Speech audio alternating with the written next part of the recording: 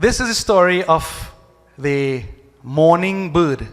Not mourning as in morning time, but mourning as in the bird that was really distraught. He was in mourning. There were two birds, one male bird and another female bird. And they built a nest on the branches of a tree. They had a family of little young ones, little young birds, Now, generally, the male bird would go out in search of food, and the female one would look after the young ones. This was long time bird. Currently, both the male and female bird would go looking for food and leave the children with the nanny or nana or the babysitter. So, one day, when this long time male bird was out, a hunter came, and the female bird was there with the little ones, and he aimed at this female bird in the nest. Now, this female bird saw this, and she didn't want to fly away and leave the young ones there, in case, the hunter would capture the young ones. So, seeing this, the hunter thought, well, this is an opportunity. This bird isn't flying away. So he let loose an arrow, and he killed this female bird. So this female bird died. Now the male bird returned to the nest, and he saw the situation that this dead female bird was there in the hands of the hunter. What he did, he began to weep and wail and cry with the young ones. And he stayed around them and tried to protect them. And what happened? The hunter shot him as well. And then the hunter captured the young ones. This story didn't end well for the birds. Okay? So they all perished. Now, if instead of looking there and looking at this situation and thinking it's a dangerous one, if the male bird flew away, then maybe he could have saved himself. But he probably thought he needed to protect the children. But the entire family perished due to this attitude of these two birds. So what is the lesson here? This is how we behave, devotees. Parents are deeply attached to their children, their grandchildren. We are all attached to the wife sometimes, okay? But we all have some attachment. We can't say that we have no attachment. And again, we are attached because we believe that attachment brings us some sort of happiness. But that situation doesn't last. Remember, every relationship can come to an end in three ways. Remember, say you have a couple. Either the man dies, or the lady dies, or they choose to part ways, divorce. So in three ways, the relationship ends. You buy a new phone, either you get fed up with the phone and sell it, the phone mash up after some time, okay? So in some way, whatever you have, that relationship will come to an end. So this is the case with human beings here. The parents are greatly attached to their children and grandchildren. And what happens?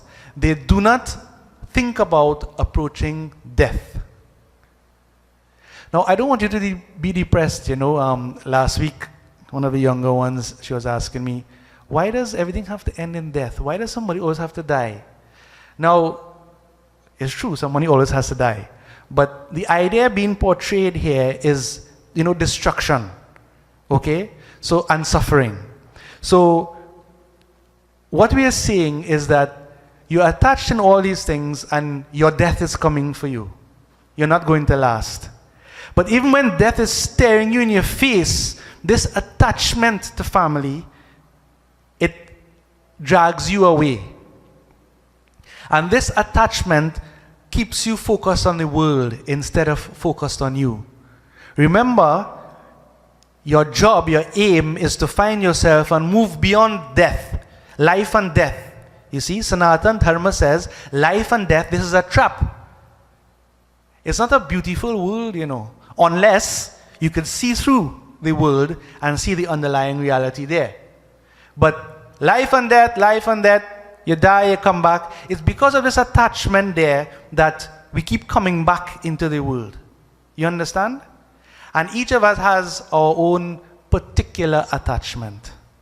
Some would be to the wife, to the children, some would be to alcohol, some would be to smoking, whatever it is, you are attached to something out there.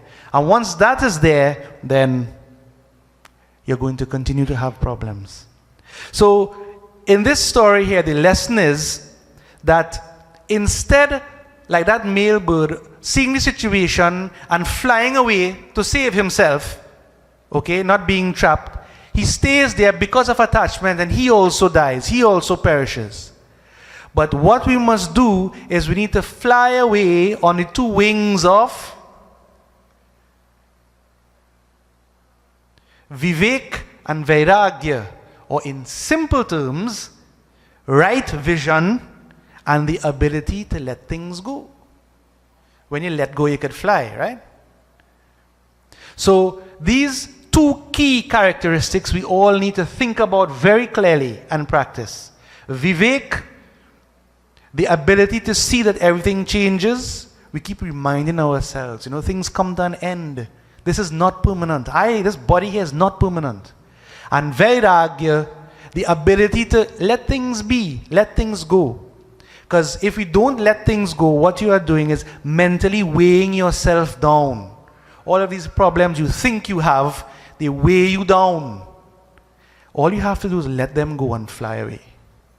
So this is the lesson here that is being portrayed. Death is near to everybody. We don't know when it will hit.